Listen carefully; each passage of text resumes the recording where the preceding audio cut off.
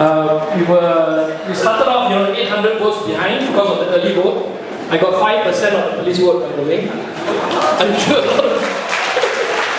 But by about an hour and a bit, we realized that we're going to win, and we actually eventually won quite big. But the whole war room was actually more interested in the Nurul Izzah, the Pantai vote than my own vote. So, there were all these rumors going around. The FIU came in already lah, they blocked and all this lah. You guys made a chain link lah. Apparently some auntie punched somebody. That kind of thing was the exciting news for the night. Yeah? And we didn't track any other people except Lembah Pantai.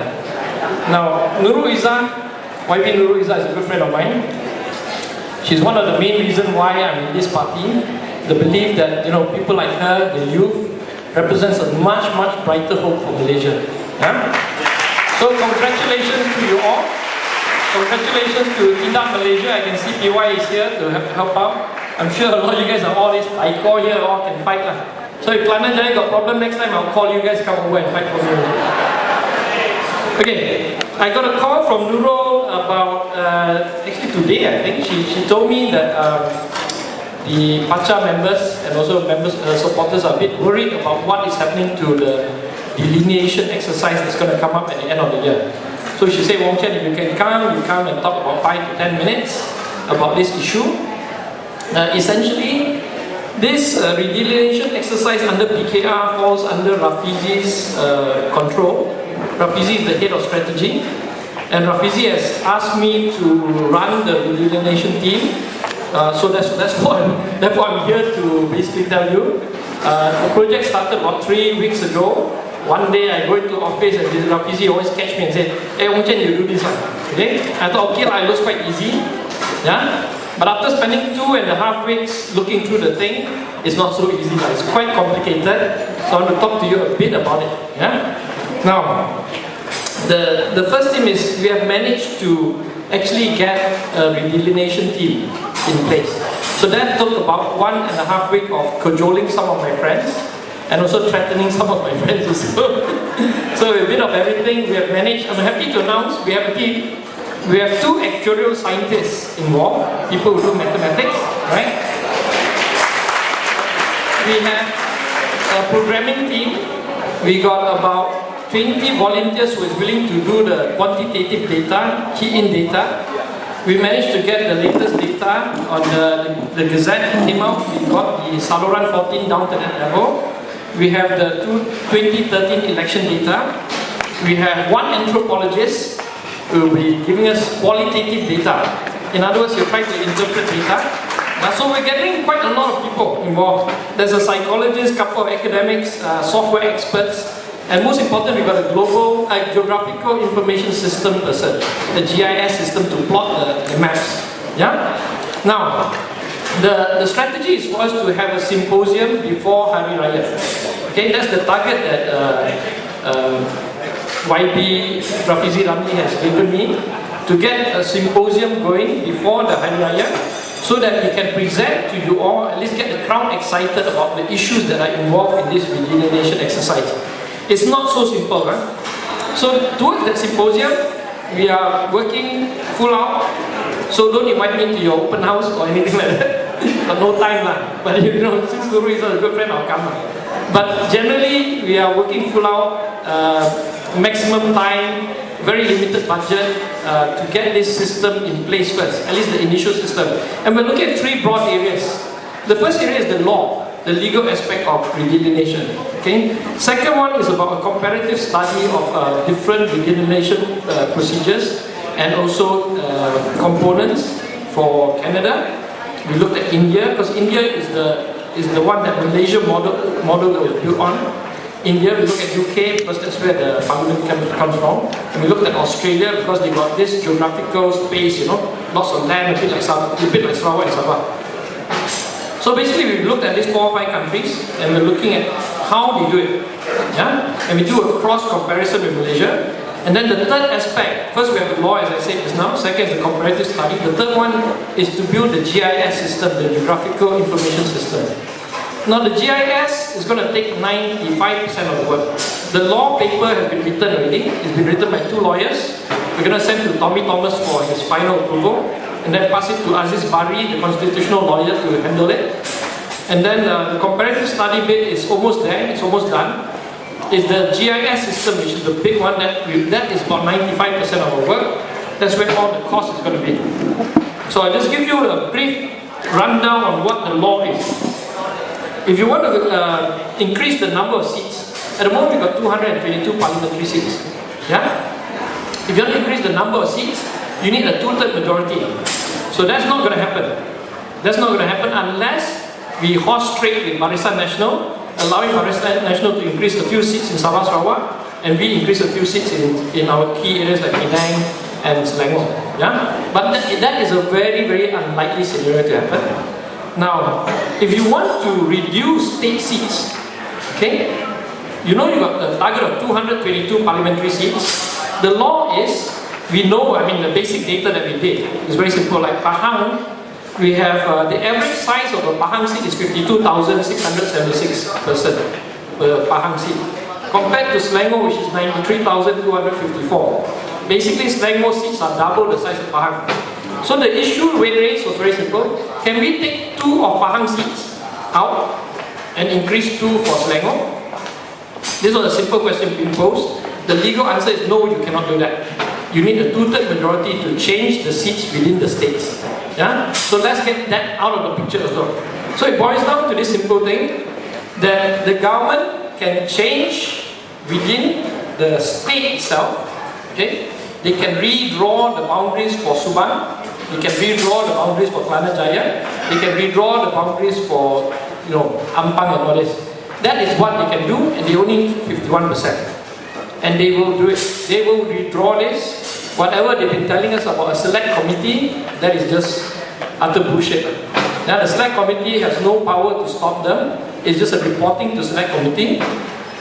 Now if the government truly wants to help or truly wants to do a proper boundary redelineation exercise, the UK practices a separate committee called the Boundary Commission, and they are completely independent from the Election Commission. So one of the first things we demand is probably a move to get you all excited to push for a separate independent boundary commission, because the Election Commission generally the role is to become the referee for the elections. Why should they get involved in drawing it and also be the referee? Yeah? Okay, so that is one of the first steps we'll do.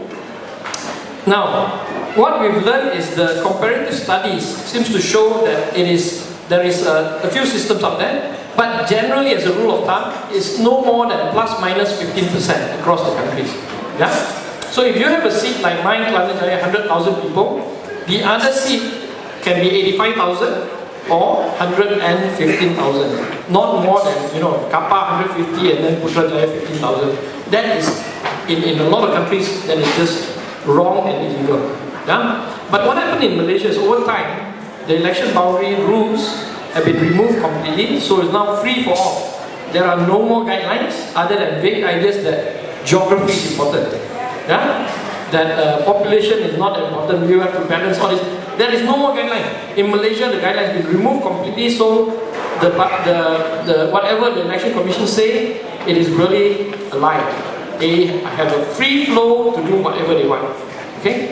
So we have to be vigilant. That is why we're working on this system. We're working on this system to check them, to show how fake they are, how bad they are trying to cheat us of the next election as well. Okay? Now, the one issue that DAP has raised, and DAP will support them fully on this election boundary. In fact, they are the leaders in this. You know YB Ong Kian Ming? Is there any DAP supporters here tonight? Yeah, okay, DAP people, okay. YB Ong Kian Ming is the specialist, the #1 guy in Malaysia on election redelineation. Okay? When he was with MCA, doing the think tank for MCA and Gerakan at the time, then later he worked for government with them, I think. Yeah? He was involved in it since those days. Thank God he's at DAP now. That's what I can say. Yeah? So he has a wealth of knowledge. So why is PKR doing their own program? Now, in order for us to sit down with Kian Ming, we have to do it ourselves also. We have to learn something so that when we go to the meeting, we can then forge a new idea of what Pakatan Rakyat redelineation policy is. That's very important. If we just allow Kian Ming to run it, we raised the issue of not having a balanced view across PKR, PAS and also DAP. Now I raise this issue because DAP is right to say that they must have one person, one vote and one value. That is correct. But in the Malaysian context, political context, you have to be very careful. Because the studies that we've done, I give you a very simple example. Sabah Sarawak, we take it out of the equation completely because under the law they should get 1/3 of the parliamentary seats. They are now at 25%. Okay? So we keep them aside because if you adjust Sabah Sarawak, the average size for Sarawak or Sabah is about 30,000 only per state, per parliament seat. But if you mess around with them, Sabah and Sarawak will revolt. Yeah? So you cannot have one person, one value, one vote. Okay? So Sabah Sarawak is a special case, but then you look at the peninsula side, if you count the number of parliamentarians who are Malays, whether it's UMNO, PKR or PAS, it's about 64%. And there are 36% non-Malays. Okay? If you put a one person, one vote system in, you will risk, the extreme wings of certain parties forming a Malay unity government. You understand it? There is a lot of sensitivity issue involved. So that is why PKR is embarking on their own little study. That is why we need to find a balanced view, a united view. We're working with Ong Kiat Mei to come up with a system that we are both, three parties are agreeable to, minding carefully that the Malays will feel threatened, whether real or not, the government will exploit it, believe me. Yeah? So we have to try and avoid this kind of scenario to rise up. So while we do comparative studies of country, there's no country in the world like Malaysia, yeah? Where the racial composition is such delicately balanced. So therefore, while we can say Canada do it this way, Australia does it this way, UK does it this way, we have to bring it down back to the Malaysian context and how the government control the media, how they can play out whatever statements we make. So therefore, it's very careful that we sit down carefully. PAS has not said a single word about redenomination, yeah, and we don't want to isolate them. So this is the principle of PACA Dinner. Now, the third issue that I want to talk about, now this is the interesting one, this is the GIS system, the Geographical Information System. What we did was, I read a lot. I don't know whether I learned a lot of things or not, but I do read a lot. And there's a book out there called The Signal and the Noise, and it's written by this guy called Nate Silver. And you have to read that book to understand predictive science on election results. Now this guy is super smart. I think he's quite young, he's like 34 or something, and he has predicted the US elections right for at least the last few elections. And that's what we're really interested in. It is a branch of actuarial science that is quite new. It's a predictive science thing. And what we're trying to do is we're trying to find that person for our program in the redenomination campaign. Yeah? And we're trying to look for that guy. I'm happy to announce to you that we probably find the closest person to that. And we have him. We're not going to announce his name because I think he'll kill us. But I hope that you understand that this time round, for the next general election, we are no longer talking about just PACA. We're talking about trying to stem them at the systemic level, how they plan and plot, what kind of mathematical assumptions they use, what kind of things they use to key in order to ensure victory for them. We will replicate the same. We will find our actuarial scientists and we will fight them at that level. Yeah? This is what we're trying to do. Now, I think I've spoken more than 15 minutes. Okay. Last thing we just want to say is we have to be very careful. Redelineation is not the end of the matter. Okay? As you can see, the government did not redelinate for this 2013 election and yet they won. They don't have to draw the boundary. They just have to move people from one area into another. Yeah? That is de facto redelination. Yeah? Do you understand? So don't get too hooked up with the idea that we must fight them over every single boundary. The government's going to cheat in many levels and they're going to do the same thing. What we studied now, the prelim findings for our research at PKR is that the government won in the old-fashioned manner. They just bought votes, and that's the reality. They went down to the rural area where they are strong. They assumed that the old people in the rural area like Felda will support them. It didn't. This is the surprising thing that we analysed. The rural folks, old people, actually went 50-50 with us. They used to vote about 70% for UMNO. This time they went 50-50 with us. But the complete opposite thing happened for the youth vote. Here in KL, we got 90% in some areas, 80% is quite normal, 70% is normal. In the Felda areas, in the rural areas, it was the complete opposite. They got about 80% of the youth vote. And what we got back from the my head of Felda, from Felda Bureau, Haji Suhaimi, he's been compiling all sorts of things. So I'm doing the research on the Felda areas. He told me that they just bought them out. They gave them $2,000. Some of them got 1,000. Now, one of the ways they did it was quite special. On the first, they did 4 days of vote buying. First day, the youth, UMNO youth, went and paid $200, brought in the hamper. So the Pachi will say, okay, thank you lah, but it's okay, I don't want to accept. Second day, Putri UMNO came and gave the same thing. Third day, the Wanita came to give. And then the fourth day, the candidate gave double. By the third day, they already, waiting for the hamper to arrive. So essentially, UMNO played the same old trick, but they use a bit more psychology. They have a scientist out there, I'm sure. They must have a team of mathematicians, and they got APCO, they got all the best brains they can buy from America, and they ran the campaign on that basis. They didn't win by stuffing the votes so much. Yeah? The Bangladeshi thing, I think, is a red herring. Yeah? Is to make you all angry, but in fact, if you really look at it, there wasn't that much difference. The real thing that won the election for them was the good old-fashioned money buying thing. Yeah? So this is what we're looking at. I just have to tell you, Regeneration, get excited about it, but don't get distracted by the fact. Oh yeah, YB Nurul is here. Fashionably late.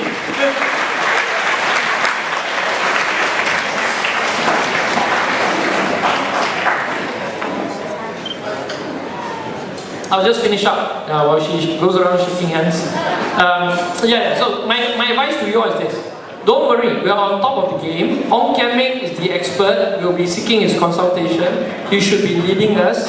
But as I said earlier, the purpose why we do ours is to make sure that we have a buy-in by all three parties so that we have a united Pakatan Rakyat Regeneration team. Okay? And do not get distracted by the fact that regeneration is the most important thing. There are, the basic things are still there. Vote buying, transfer of voters, yeah? Bangla, you want to call it, whatever you want to call it, dodgy electoral voter registration system, cheating at the basic level of PACA, all those needs to be focused as well. So it's not so simple, huh? Okay? So I don't want to leave you guys on a negative note. I just have to say that this time, coming into the next election, we are very well prepared. And this time, for the first time, thank you. In 2008, it's very difficult to get any professional to come out and help us. This time around, when Rafizi ran the election petition, that room, that picture that you see in the Keadilan war room, is full of lawyers willing to do the petition for them. Full of students willing to do the crunch the numbers. Yes. They definitely deserve a round of applause for that. And for us to get software engineers to come in, actuarial scientists to come in, psychologists, anthropologists, that is a great sign that we are on the verge of a greater thing coming the next election, and that something has shifted in this election. And that is people's power has finally arrived to Malaysia. I wish you all good night. Thank you for listening, and please support us. Thank you so much.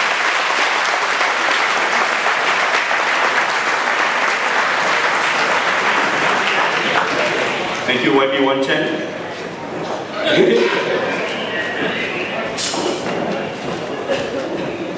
Now I would like to invite Dr. Teo, who is our PACA coordinator of all 660 of you, to come on stage and give a few words.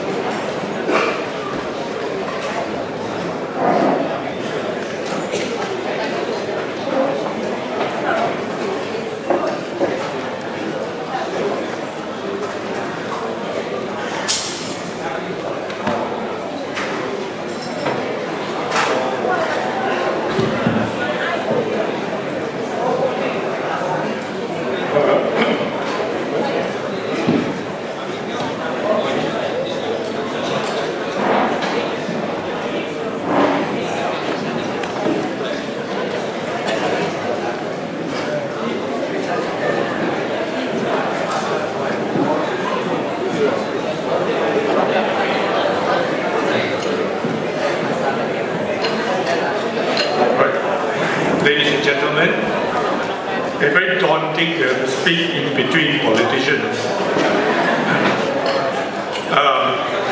And so I'm not used to speaking off the cuff, mainly on technical matters, so I have to speak from a prepared text.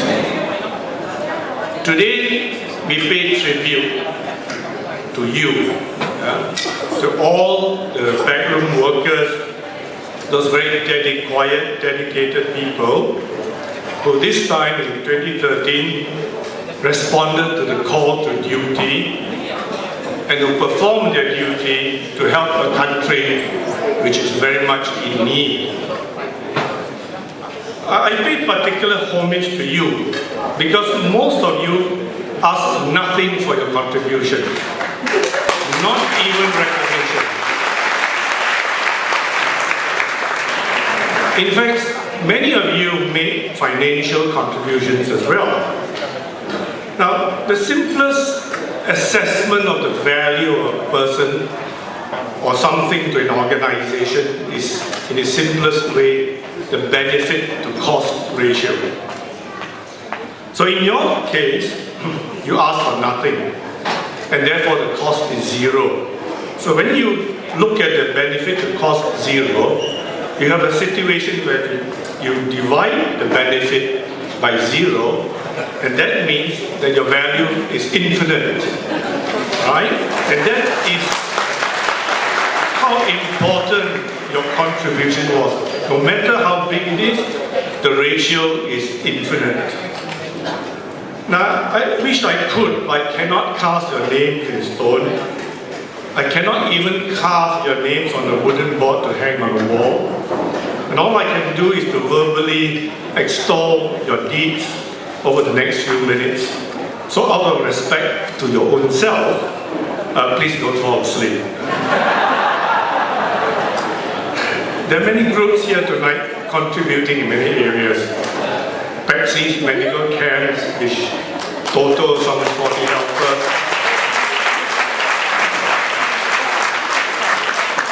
Polling agents, providers of equipment, services, those who make telephone calls by the thousands, transportation, computer facilities, computer expertise, etc. The few words I have to say tonight will largely be confined to polling and counting agents, who form the bulk of tonight's crowd, and to which I was lengthily involved. Now, despite the critical importance of polling and counting agents, proven and regretted time and time again, political parties still do not give adequate importance to it. I've been told that Lembah Pantai is one of the very few constituencies at GE13 which ended up with a complete set of Form 14.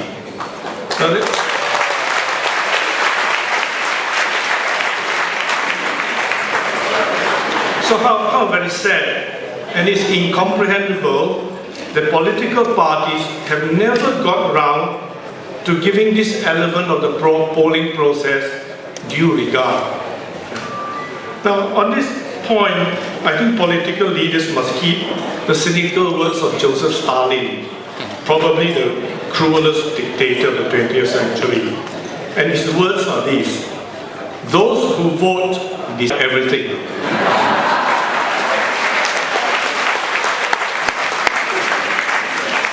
Now, as far as I know, Thean Malaysia is the only organization that invested heavily in the training of polling agents. Bersih is known for a great deal of publicity, but Thean Malaysia is the one that goes through the mundane but extraordinarily valuable work of training polling agents. You can shout yourself hoarse, but at the end of the day, you need to have your polling agents to win. We in Lembah Pantai have to thank Thean Malaysia, especially Anthony Tong and his wife, Catherine, T.Y. Wong, Swat May, and Amy for the countless hours they've given us. For 2 years, and almost always on a Sunday and a public holiday, Anthony Tong, despite his physical condition, gave us his time. In the last 2 weeks, it was 4 nights a week. The 5th night, he reserved for the DAP.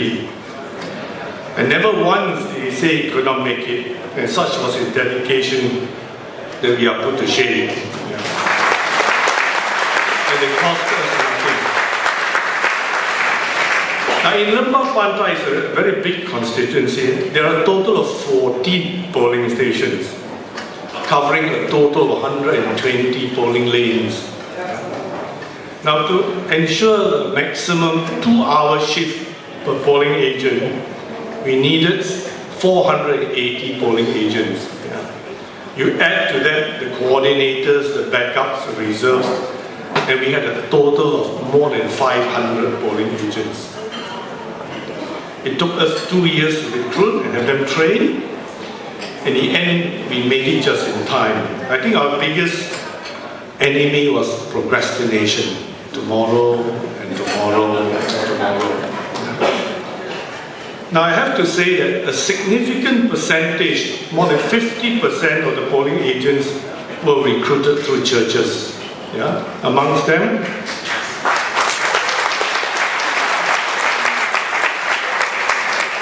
the elderly Catholic community of Bangsa, the Bangsa Lutheran Church, the Bangsa Gospel Center, New Life Church of Petaling Jaya, the New Covenant Church in Damansara Utama, and the River of Life Sanctuary Church in Sri Hatamas, previously Segambut.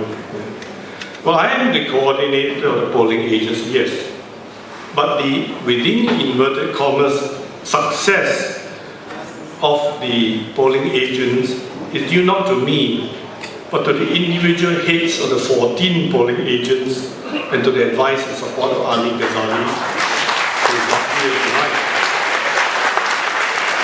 Now the number of lanes in each polling station ranged from 3 to 19. Right? Imagine how difficult it was for Brian Young to recruit and manage such a huge number of polling agents, close to 100 for his 19 lanes. At the end of the day, I was told he was so exhausted he fell into the drain. Fortunately, the Form 14s didn't go down the drain. And here I have to apologize to Brian for having promised him at the beginning a polling station with 3 lanes that eventually become 19. One of the things of being a coordinator, we cannot always afford to be too honest. And still he pursued it to the end, even training latecomers himself, grumbles here and there. In many cases, not only did they run the polling agents, they also ran the political party tents, what they call the Pondok Panas, outside the school grounds. They were there by 6:15 a.m. in the morning, and they stayed until the ballot boxes were safely dispatched with escorts as late as 9:30 p.m. Now, so in essence, here was a group of dedicated people that understood their duty, carried out their duty with professionalism, perseverance, courage, and fortitude. And allow me to spend a little time to extol their devotion to the duty. For instance, Chin Shu and Hok Lin bodily blocked a postal voter from voting again. Corbyn closely followed every step of an UMNO warlord that was permitted freedom of access into the grounds and stopped potential intruders lurking on the fence at the back of the school. People like Mani, Shilling, Thean, Cynthia, and Dr. Chong were nearly physically abused. Casey and Penny had to deal with the most difficult SPR officer who ordered the counting agents to leave at 5 p.m. And the host of them, Marcia, Kim Yun, Shilling, Shamia, Jobaks, Fong, San, Shanti, Raymond, Han, Susian, Joanna, Casey, Penny, Brian, Farish, Chiang, Pastor Teo, Jinshu, Corbin, Cynthia, Deetan, Ananda, and Sam all helped with recruitment and training and then ran their polling stations very efficiently. The hardest tasks were undertaken by those assigned to the huge polling stations in the Kerinci area. For a start, most of them have never been to Kerinci in the first place. Now, there are a few like Casey, Shilling, Marcia, Brian, and Cynthia who helped at most training sessions for the better part of 2 years. And Cynthia was particularly efficient. At the end of the GE day,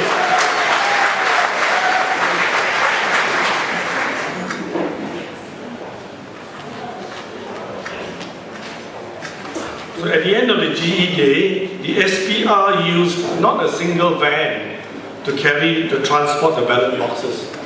They used a fleet of ganjils. Each ganjil was to transport an individual ballot box. So if there were 19 polling lanes, if you have a polling station with 19 lanes, there were 19 ganjils to form a procession to the tally center to add to the drama. I don't know why SPR cannot bring along 1 or 2 vans. So at the end of the day, we needed up to 30 motorbikes and a few cars in the rear to escort the 19 ganjils. In some cases, Jinshu was to find out several of the ganjils deviated from the procession and went somewhere else and then came back. I can assure you that in an atmosphere of suspicion, that last task of ensuring security and motorbike escorts for so many vehicles leaving with ballot boxes was very, very tense, especially when you have been on edge since 6:30 in the morning. Every other private SPR cars transporting their own workers leaving the polling station also had to be searched. So by the time it was a very tense situation in every school. Everybody was very exhausted. And I must say that keeping an eye on Form 14 and collating them was a fairly major task. Now, the 19 heads of polling stations, half of them were ladies. Although I sing praises all, I find that ladies had an added edge over the men.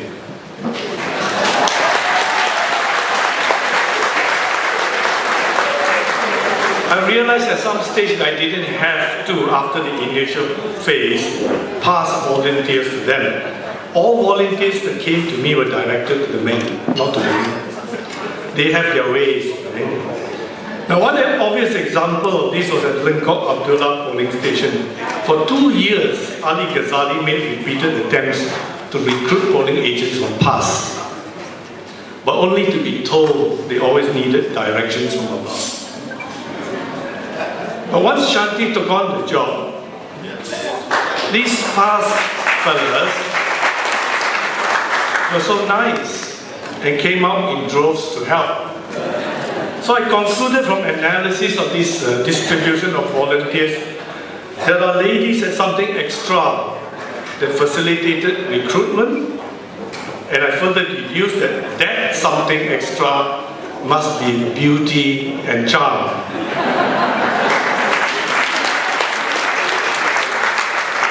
Now, you must understand that my deductions and conclusions were from analysis of data, not from direct observations. Because at my age comes bad eyesight and the physiological changes that dampens one's spontaneous reaction to anything attractive. But I leave it to you all to decide whether my analytical deductions are correct. You can look at them, they are among you. Don't embarrass them by gawking or ogling, but look at them and exercise direct observations to see if my analytical deductions are correct. Now, over the polling station, there are reports that are quite funny. For instance, one of our counting agents reported a dispute when the word for a male body part, spelled LANCHEOW, was written on the ballot paper against the BN candidate's name, where X should have been marked. Now, I just wonder whether I should pronounce the word or should I continue to spell it out. But it's a very noble word for a noble part of the male anatomy. But not to digress, this SPR officer ruled that that symbol, that words LANCHW, was a valid vote in favor of the Thean cabinet. So he must have associated that word with that candidate. I guess that, but it appears that the counting agent did not object. I guess that he must be too bashful to utter the word, you know. And if you're too bashful to utter the word, you can't possibly raise an objection. Imagine the scene.